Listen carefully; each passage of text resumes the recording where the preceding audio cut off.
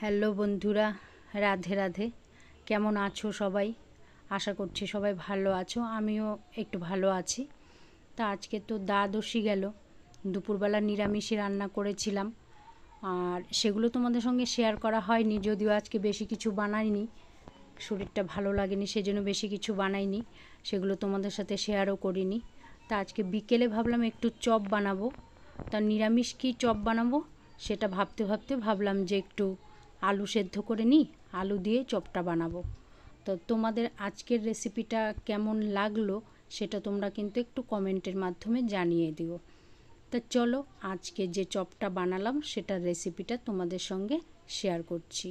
তো এখানে আমি 4টে মিডিয়াম সাইজের আলু সেদ্ধ করে নিয়েছি, একটু নুন দিয়ে সেদ্ধ করে নিয়েছি। আলুগুলো খুব বেশি একেবারে গলে যায়নি, মোটামুটি সিদ্ধ হয়েছে, মানে হাতে যাতে ম্যাশ করা যায় বা গ্রেটার দিয়েও করা যায়, এভাবে করে নিলেই হলো। আর এখানে আমি একটা মশলা করে নিয়েছি। মশলাটা বলতে এখানে কাঁচা লঙ্কা কুচো করে নিয়েছি, আদা কুচো করে নিয়েছি, আর পরিমাণ মতো নুন আর হলুদ নিয়েছি। আর এদিকে আমি একটা ব্যাটার বানাবো। ব্যাটারটার জন্য খানিকটা বেসন নিয়েছি, তার মধ্যে একটু নুন আর চিনি আর একটু হলুদ দিয়ে ব্যাটারটা রেডি করব। তা আমি এখানে ব্যাটারটা রেডি করার জন্য অল্প অল্প জল দিয়ে যে এরকম ঘনত্বের একটা ব্যাটার রেডি করে নিলাম। এর মধ্যে আরেকটা জিনিস দেব, সেটা তোমাদের পরে দেখাচ্ছি কি দেব এর মধ্যে। তা চলো পরের স্টেপে যাই। তা আমি কড়াইটা বসিয়ে দিলাম, কড়াইতে আমি সর্ষের তেল দিয়ে দিলাম খানিকটা। তেল দিয়ে এর মধ্যে আমি ওই যে মশলাগুলো ছেড়ে দেব। এখানে যে আদা, কাঁচা লঙ্কা, নুন হলুদ রেখেছিলাম সেগুলো তেলের মধ্যে দিয়ে দিলাম। তেলটা গরমও হয়ে গেছে। তা যাই হোক, এগুলো একটু ভেজে নিলাম, যতক্ষণ না কাঁচা গন্ধটা যাচ্ছে আদা আর কাঁচা লঙ্কার ততক্ষণ পর্যন্ত ভেজে নিলাম। ভেজে নিয়ে তারপর আমি পরের স্টেপের দিকে যাচ্ছি। তা আমি এই দিকে আলুটা ম্যাশ করে নিয়েছি। আলুটা ম্যাশ করে নিয়ে আমি এই তেলের মধ্যে এই মশলাটার সঙ্গে আলুটা দিয়ে দিচ্ছি। ভালো করে ম্যাশ করে নিয়েছিলাম, এটা দিয়ে এখন ভালো করে একটু ভেজে নেব। তা যদি চাট মশলা দেওয়ার হয় এখানে চাট মশলাও দেওয়া যায়, দিলে একটু ভালো লাগে। তা আমার কাছে আজকে চাট মশলা ছিল না, সেই জন্য আজকে আমি একটু অন্য মশলা দিয়েছিলাম। আজকে আমি এখানে সবজি মশলা অ্যাড করেছি সামান্যতম। তো সবজি মশলাটা দিয়ে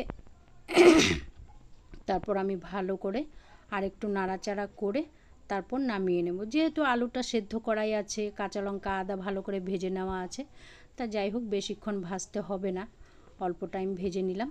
ভেজে নিয়ে এটা নামিয়ে নিলাম। নামিয়ে নিয়ে ঠান্ডা করে আবার ভালো করে হাতে একটু মথে নিলাম।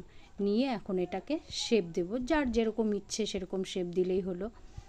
শেপ দিয়ে আবার কড়াইতে তেল বসিয়ে দিলাম, এটাও সর্ষের তেলই দিলাম, খুব বেশি নয় অল্প। তার মধ্যে একটু কালো জিরে দিয়ে দিলাম।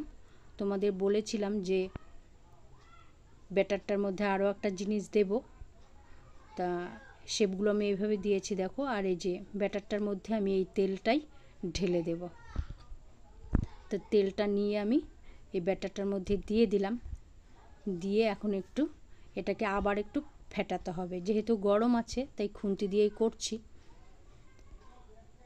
তারপর একটু ঠান্ডা হলে ভালো করে হাতে আবার একটু ফেটিয়ে নেব। ফেটিয়ে নিয়ে তারপর আমি আবার কড়াই বসিয়ে দিলাম।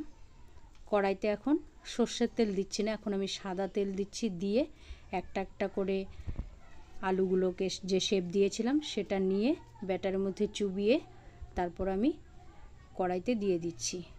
এখানে আরেকটা কথা বলে রাখি, এখানে যদি একটু ডিম দেওয়া যায়, একটা ডিম ফাটিয়ে নিয়ে তার মধ্যেও যদি একটু গুলে দেওয়া যায় আর কি, আরও বেশি ভালো লাগে। যেহেতু আজকে আমাদের নিরামিষ তাই দেওয়া হলো না।